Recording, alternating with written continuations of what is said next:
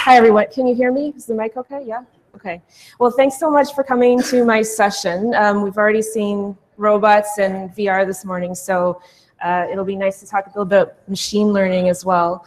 How many people are already playing with machine learning? Okay, cool. I'm going to open with this. This is at Nonlinear Toronto. So I work for Nonlinear Creations. We're a Sitecore partner, and I've been with them for about 10 years. And I run a practice called Marketing Science, which is where we work with XP optimization and data mining and things as such. So what I'm really looking forward to talking about today is the opportunity that we all have with the XDB, data mining, machine learning, et cetera. So when I work with clients and organizations on this stuff, this is kind of our philosophy in the practice. My team works on XP optimization, so they work on things like personalization, testing, getting the most out of the platform with all of that kind of stuff. And then layered on top of that, we have an experimental arm where we're looking at how can we apply data science techniques to digital marketing. And I believe at the top we have a utopia, which I call the self-optimizing digital channel, where we might actually leapfrog all of this and then the technology does everything for us, but we're not quite there yet, so we all still have our day jobs, and let's keep it that way. So just a quick intro. This is a journey map. It's pretty typical and linear. It describes a pretty generic journey someone might take with a brand when they're moving from awareness through to purchase. You've probably all seen something like this. When I think of the XDB, I think about the behavioral system of record, and the goal really to be, let's grab as much behavioral touch points as we can and build this really, really rich data set with Sitecore of information gathered about behavior. And because I'm working with a client, who I'll talk about in a minute, I like to talk immediately about the realities of this. So it's all great to talk about, let's gather every touch point from every channel throughout this whole process. But in reality, there's often a barrier right here that's technical and political. So the public-facing website might be everything on the left is served by Sitecore, that's great. But then the purchase and everything afterwards might be served on a different platform, like a portal platform or something like that. And often you don't get this whole journey on the same platform. So it can be difficult to gather all of it. And part of what I want to share today is even if we only have the left-hand side, we can still do something really, really interesting with Sitecore and with the XDB. So why do we care about machine learning? This is one of my favorite images. It's a bit blurry, sorry, but really to show the evolution of what machines do for us. And if you look over to the right-hand side there, really we're moving into an age where we're outsourcing decision-making. So we're getting to a point where machines can predict things for us and make decisions for us faster than we can, and it can improve process speed and just take huge amounts of data and automate everything. So that's really the direction that we're going in. Machine learning, if you don't know what it is, it's a bit of a long thing to explain, but basically if you think of an algorithm that takes inputs and produces outputs, machine learning, on the other hand, produces models that can actually make decisions and predict outcomes. So it becomes a living, breathing thing, kind of in cyberspace. That you feed it information, it learns, and then you can keep giving it more information and it will actually start to make decisions for you. When we think about applying that to marketing, it's kind of about the more we can know and predict about behavior, the better we can target segments and send the right message at the right time, which is what we all know is context marketing goal and objective. Ultimately, we want to reframe expert human judgment into prediction. So can we replace part of a process where someone's looking at something and deciding to do something, can we actually replace that with a machine doing it? And that's, I think, where everything is going. And in digital marketing in particular, there's some really cool opportunities for us. And then ultimately what you want to do is optimize on a lever to win. So you want to make improvements: delivery, availability, accuracy, convenience, or cost. Any of these things can be improved by injecting some of this stuff. So there's lots of different types of machine learning. I won't go into all of this today, but the ones that I mainly look at are the top two. So I'll explain a little bit what these are when we actually go into the tools.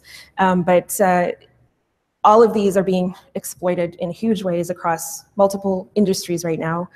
So it's really worth having a quick look at what each of these does and what each of them offers. So just to give you some simple examples, if you think of an end-to-end digital marketing process we're all very familiar with, so you have a website, let's keep it simple. Content author writes content, they put it into Sitecore, it gets approved, it gets published, it gets optimized. We can start injecting things as simple as, let's automate image repository tagging. So the alt tag, for example, which we always forget to put in. We just saw some great examples of facial recognition using the cognitive services. That's another great example. And then on the optimization side, let's start looking at what parts of the website can we optimize? Can something decide that for us instead of our content author having to go in and set up a personalization rule themselves? So just looking to help out marketing teams a little bit, I think there's a lot of opportunity here. So what are the ingredients? So I did a pilot last year, so I'm going to talk a little bit about that, and I have an ongoing pilot with my client. And I wanted to share the ingredients because machine learning is cool, but equally, if you want to do a pilot, you kind of got to pitch it a certain way, and you really have to tie it back to the business questions. So I want to share how I did that and hopefully help you guys maybe think of a way to do that yourselves. So my client, if you've heard me speak about them before, it's the business school at the University of Toronto. Rotman School of Management is their name. They are particularly well known for finance. So if you want to move on to Bay Street or something like that, you would go here. So they have the typical MBA type programs. They're a great client. They've been very open and experimental, and they have their XDB on-prem, which helps as well. They also have great business questions. So I emphasize that this is the best place to start if you want to take a look at what you want to do.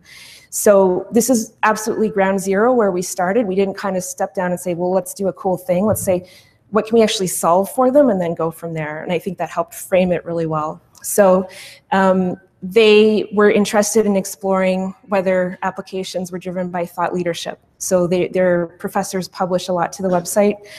Blog posts, topical information. They also tended to look at their audience in a very traditional way, which was there's financial types of people and creative types of people. Is that valid? Are there things that we're missing about that? And then just in the same vein as the compelled by ideas, the thought leadership, how important of a role is that playing in people deciding to attend this university? So that framed everything. It was very important. And the second thing was data collection and enrichment. So I always emphasize here that with Sitecore, we have such a great opportunity because it's easy for marketing teams to tag their content and publish it out so you can start collecting great stuff. Then we can kind of take our XDB and go off and do cool stuff in the corner with it. So you can actually decouple that a little bit. Great opportunity. So in this case, we did have constraints.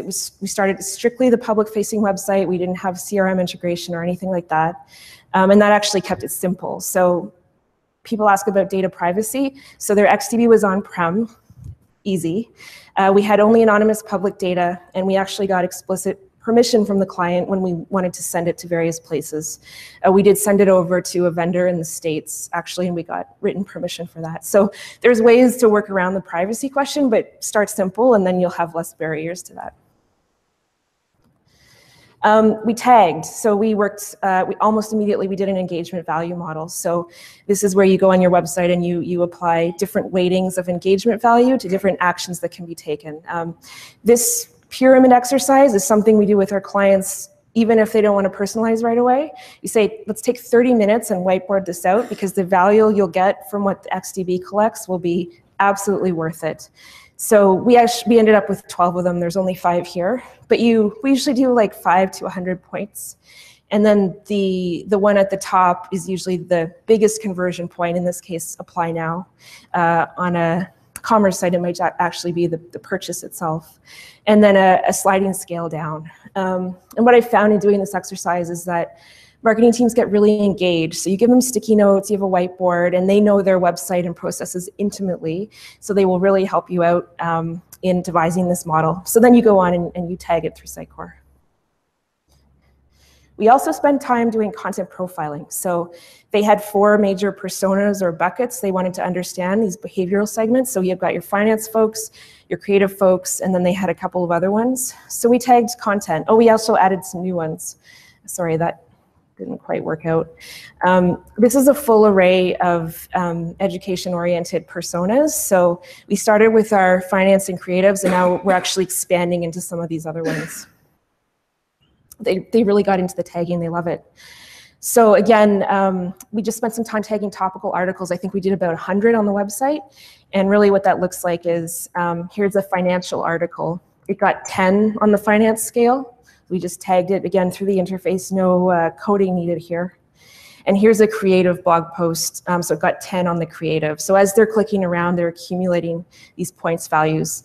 So that was something we did really quickly. It wasn't too hard, but then the value was immediately evident. So out of the box psychoanalytics reports, we started to see the breakdown of visits.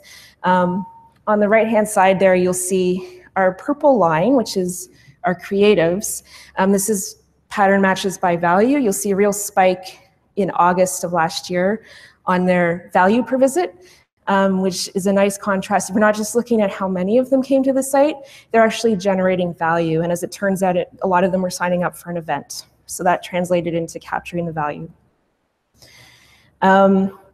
We can also just quickly see, for example, our financial folks were spending more time on the site, more page views per visit, a little more average duration, but they were only generating 0.58 value per visit, so they weren't doing a lot of valuable stuff, whereas these guys, the creatives, were generating a 5. So here's a great opportunity right away to kind of say, you know, here's something we can boost, here's a metric that we can boost. And then finally, we got into the interesting stuff. So you want to map the spaces, you want to map the techniques to business questions. So I kind of stepped back and I said, well, because it was a black box to me. I hadn't had my head in the statistics world at all. And I kind of said, well, what are all the different stats techniques we can actually apply and use the XDB? So the two that immediately jumped out were understanding factors that predict conversion. So can we understand more about our finance and creatives as a driving force of engagement? And can we also understand some new stuff about how our audience is segmented? So that was an area of interest. And what you want to ultimately end up with is a bit of a playbook like this. So you want to have some marketing and business questions, as I've described here on the left-hand side. And then you want to start mapping them to what's available to you on the right-hand side in terms of machine learning. And what that will allow you to do is, as your organization or your clients come to you and say, hey, can you help me figure more of this out?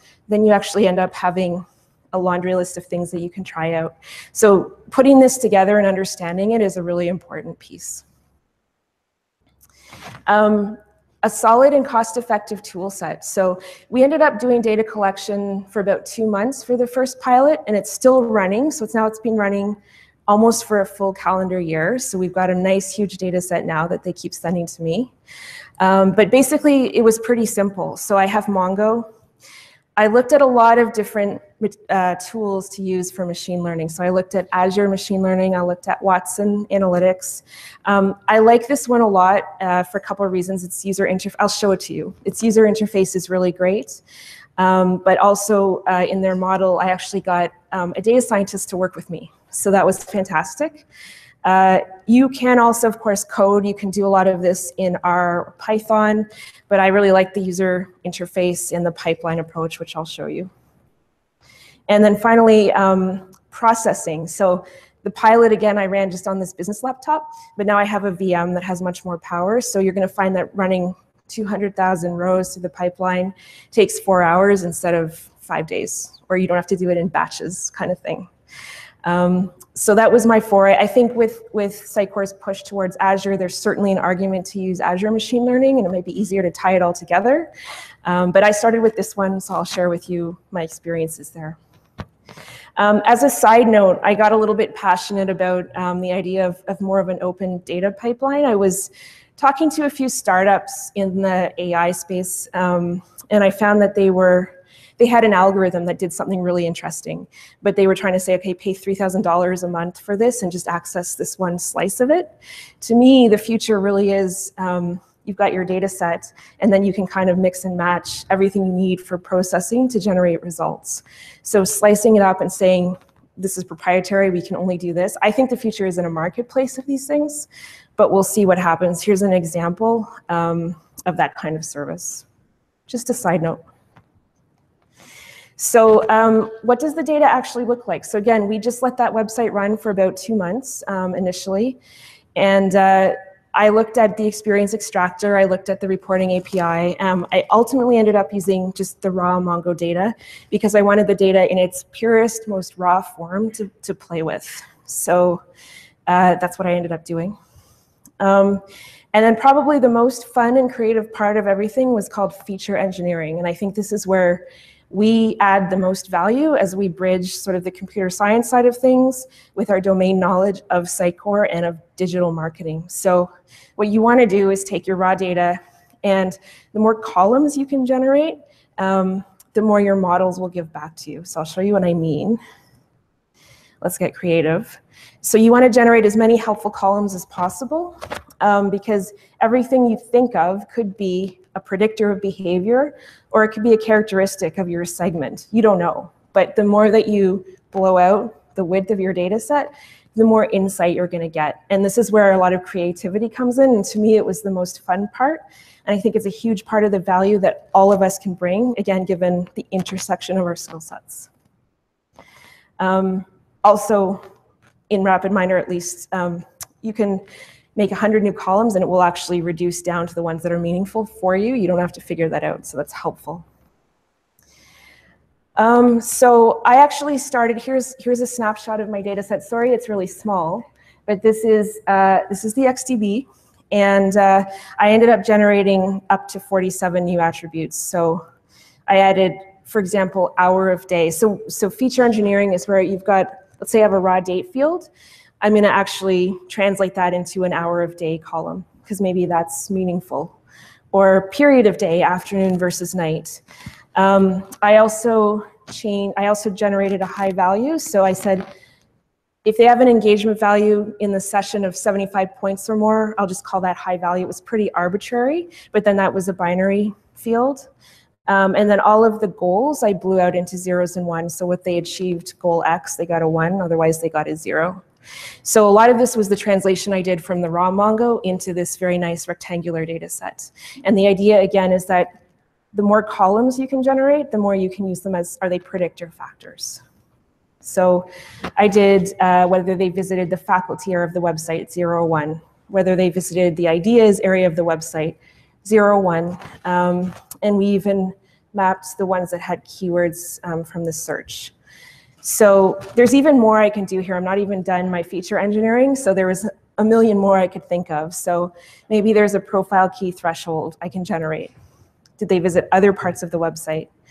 We didn't even touch geographical, page view sequence, and we haven't even expanded this to include CRM information. So the sky's kind of the limit, but again, you want to really just blow it out as much as possible because you'll get such a better experience building your models. So we ended up predicting 2 attributes, whether they converted on any of the goals. A goal might be anything from a sign up to an event or clicking the Apply Now button or even downloading a newsletter. So that was our relative scale, our pyramid. And then again, high value, where I chose 75 as an arbitrary threshold. So we used a machine learning technique called Binominal Classification. This is a best practice here. My data scientist helped me a lot. I didn't have the skill set for the details of this. But basically on 70, so I had my 200,000 rows in Mongo. On 70% of the data, we trained it. And then we applied the model to the remaining 30%. And then it actually spits out a percentage, like it's 88% accurate or 90% accurate. And what that looks like is that the column on the left is called has conversion. That's what happened in real life. So you'll see some trues and some falses. And then the prediction column is what the model predicted. So you can see it didn't get them all right at all. It got a lot of them wrong, but the more data that you feed it, the better it will get. And what you end up with is you can just keep sending this to the model and it'll just keep telling you this guy is predicted to convert. And then you can segment those people and maybe you call them or your marketing team calls them or you send them a personalized message. So you can start to see how you can actually use that insight into them. The next thing is actually unsupervised machine learning. So let me just pause on that for a sec. This is called supervised machine learning, which means we know what we actually want to predict. So we define those columns in advance, called supervised. Unsupervised is when we actually don't know anything. We're like, well, what do we not know about this data? So that's the initial example is clustering. So we started taking the normal approach, which is we've got some marketing personas, which we tagged in our website, and they started collecting. It's these types of guys. So that's one way to do it. But that means we're segmenting by known entities. On the flip side, if we use clustering, it will actually cluster groupings of behavior that we might not even know about. So we have our creatives and our finance folks, but maybe there's a subset of each of them doing really specific things and we have no idea. And usually this is used in marketing to understand if there's something we're missing in terms of targeting. So maybe there's, again, a group that's doing something really specific and we need to push them or emulate what they're doing to drive more revenue, basically. So this is an animal behavior cluster, but you can see the relevance in terms of how the algorithm would actually pop out. So this is what we're running right now with this client as a phase 2. So basically the idea is the biggest or highest priority defined segment might not even be the most valuable one. We don't know. So that's unsupervised machine learning. So let me show you quickly how we're doing for time. Okay. This is my powerful virtual machine. So I've got the latest download, or at least from a couple months ago from my client of their, this is Mongo, and if you've played with it, you'll recognize these collections. I think this one has, it's caps lock, sorry. Has about 500,000, yeah, 581, so that's getting nice and big. Not crazy big though, it's not big data. And then if we have a look at what's in here, you'll see that, again, because it's Mongo, there's different amounts of fields in each one. But if I open one of these, this is what it collects in its raw format. So, you know, the page is seen as a child collection. Here's the profiles. It matched to thought leader, this particular interaction or session. So this was the raw data that I started with. And then let me switch over to RapidMiner. So I know it's extremely tiny and I don't know how to make it bigger, so I apologize. But basically what you have here is, let me open this one. Yes. You have a pipeline. So this is what you could equally do in R or Python. You're basically reading from Mongo, you're looping, and you're doing all of the feature engineering that I described. So I think I have this set to 100, yeah. So if I just run this right now, yeah, here's the top 100 that it did. It's 41 attributes, and then here's all my generated fields here. Again, I know it's really tiny, so I apologize. So again, this is probably what took the most time, is translating that raw Mongo into this. And I think this will get a lot easier when we have XConnect, but you'll still need to get kind of pretty down and dirty with the data. And then over here, I'm working on my supervised and my unsupervised. So here's my, I won't run this now, but here's my, my supervised machine learning process. And again, the data scientist was key. So she knew both, she was a stats PhD, but she also knew this platform intimately. So she knew how to set up the operators and also tune them and tweak them, which is a really important part of this. And the cool thing about RapidMiner is that I've got this huge library of operators. Anything I possibly want to do with data is available to me here on the left-hand side. They have hundreds of them. So blending, cleansing, modeling, scoring, utility, anything you want to do, you can basically just add it to your pipeline. So this is what I used. And I'll just go back to here. So what were the results? So again, she helped me a lot with this. So it turns out conversion, interestingly, is predicted by visits to the research area of the website and matching to thought leaders. So that validates what the clients expected about the behavior of their audience. So how do we actually use this in real life? Well, they can justify pushing some of that stuff to the homepage, which is, as you can imagine in a university, hugely political. Here's a data-backed proof that this makes a difference. High engagement, so 75 points or more in a session, predicted again by thought leader, but also visiting the academic area of the website. So they're looking at the profs. Again, data-backed validation of that idea. So maybe we'll put a prof profile on the homepage, and maybe that wasn't allowed before, who knows? So this is the real business usefulness of starting to do this. And the client's also learning as well, so they're starting to see the advantages of collecting the data. So again, for example, we can boost our quants, our finance folks, by targeted financial thought leadership. We can, with confidence, bring forward content on the homepage, like ideas you can use. And in fact, evangelizing internally, this had already worked, so other departments are curious now, and they're like, hey, can we get in on this as well, which is exactly what you want to do. So the final ingredient I want to touch on is operationalization. So it's not very helpful to us that here's our Sitecore instance here. And if our machine learning model is kind of way over there in outer space, how does this actually get translated back into the marketing team's everyday life? Great question.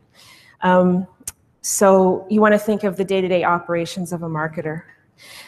This is an interesting graph from RapidMiner. They conceived a operationalization spectrum of things ranging from scheduled, not asynchronous, non-real-time reporting, all the way up to real-time reporting. And I think for digital marketing, it's probably somewhere in the middle, where real-time is probably a bit risky in terms of latency, but it's maybe not as scheduled, maybe somewhere in the middle.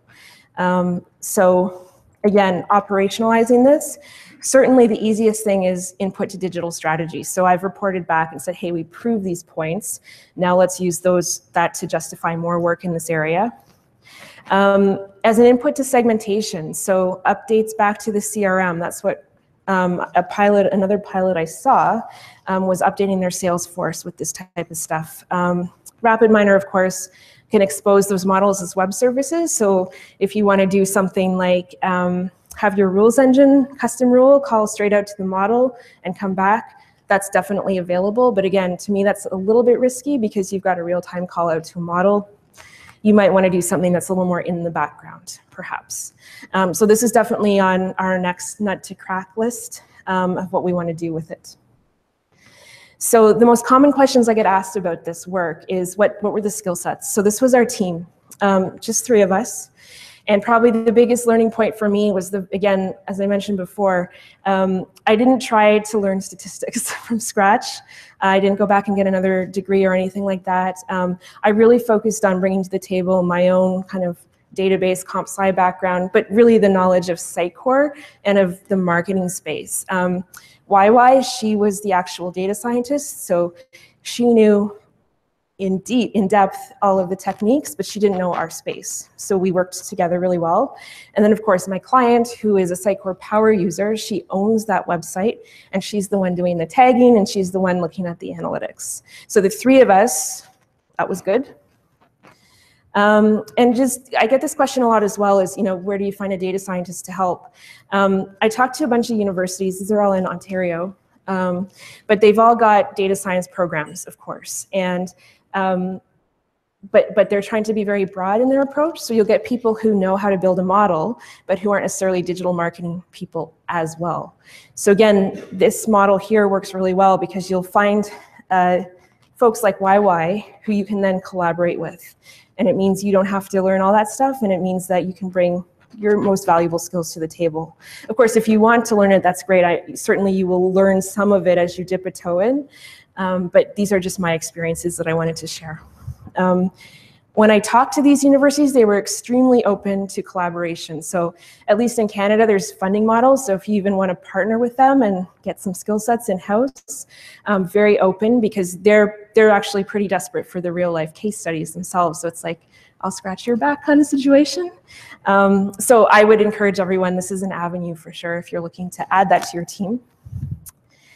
How long did it take? So this was last year's pilot, which is ongoing now. But basically it was, they upgraded to 8.1 in May, collected for a couple months, and then we did our ETL in August and September, and we've been collecting ever since. I actually broke down the numbers. It was 448 hours based on my best memory of things, and this is kind of the tasks of how it broke down. Now that we've done all the heavy lifting for the transformation of the data set, our next steps will take a lot less time. 313. So what's next? We actually continue to see a really good lift in value per visit. So since we saw those initial results, we actually boosted the targeting towards the finance program. So we did some ad campaigns, targeted content. So those guys, we actually boosted the value per visit by an enormous number, and the creatives as well came up. So keeping to feed these analytics back into the situation really helps with continued support for the program. Our additional personas are starting to collect, so you can see career revitalizer, skill upgrader, those folks are now showing up in our reports, so that will just add to the richness of what we're crunching in our models. We did a homepage redesign. So this is, again, is an opportunity for just some simple optimization alongside the machine learning. So boosting some of the stuff we talked about, like faculty, in a more prominent place to the homepage is what's happening right now. And then, of course, the clustering is probably the next big thing in terms of what we're going to look at. And we should finish that project over the summer.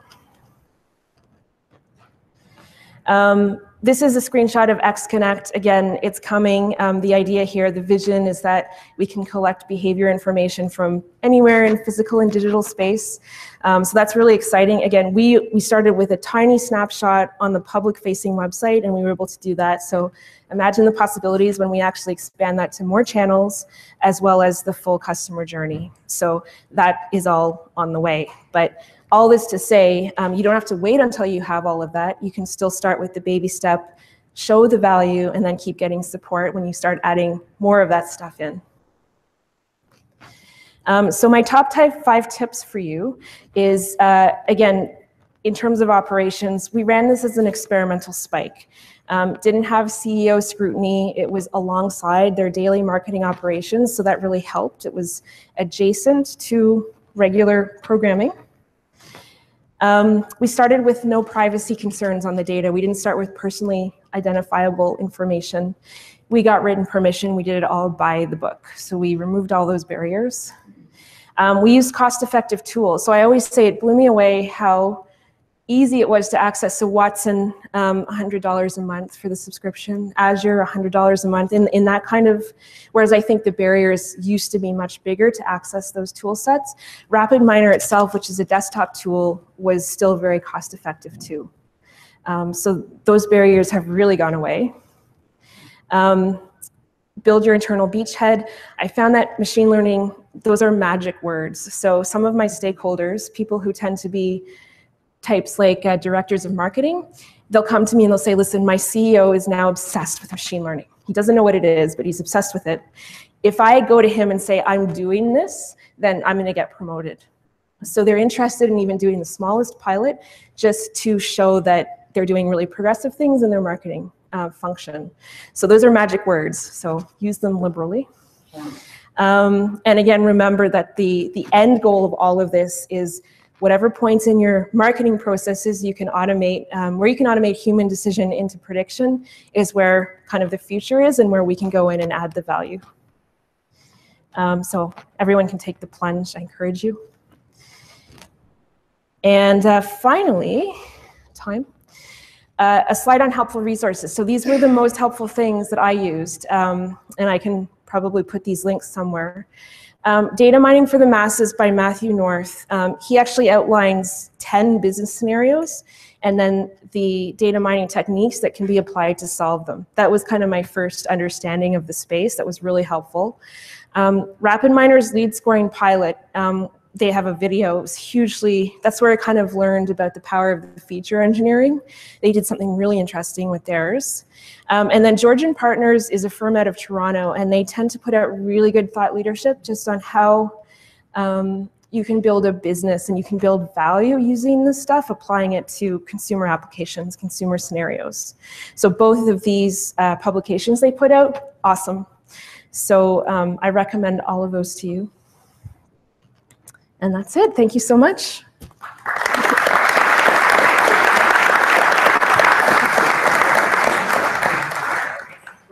Apparently the microphone isn't working, so any questions? Yeah. Could you please stand up and have Samantha repeat the question? University in Sweden. If we have very weak conversion points, Yeah. like we can identify if they are flying, because that's another central state.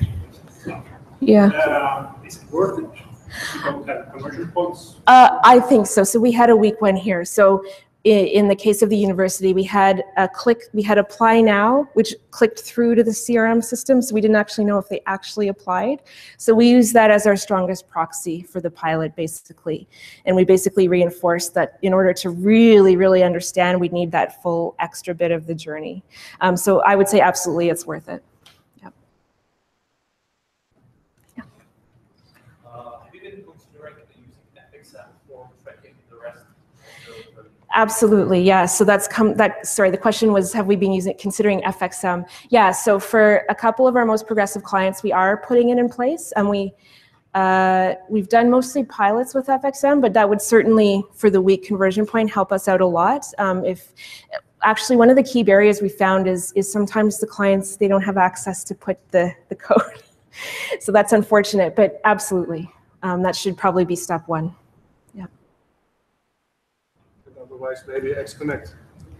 Yeah, when XConnect comes and we can easily write in from other spots, absolutely. Yeah, that should make it a lot easier. Yep. How do you find a data value as a lead scoring metric? Do you find that it predicts it well, or do you find it was a bit too flat, kind of just 5, 10, 25, 50? Other lead scoring algorithms? I'm not sure that we did a direct comparison. I mean, the results of it was basically the best we could do with micro conversions. So I don't feel I can really compare that to real lead scoring when you have a hard purchase. But in terms of a proxy for valuable behavior, it was basically good enough. Yeah, to get a good idea of it. More questions? Yeah.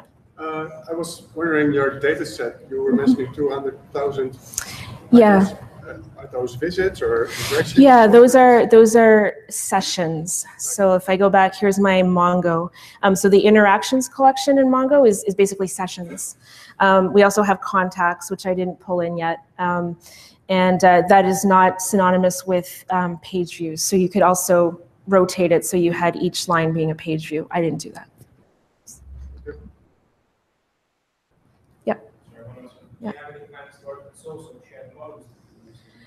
I would love to.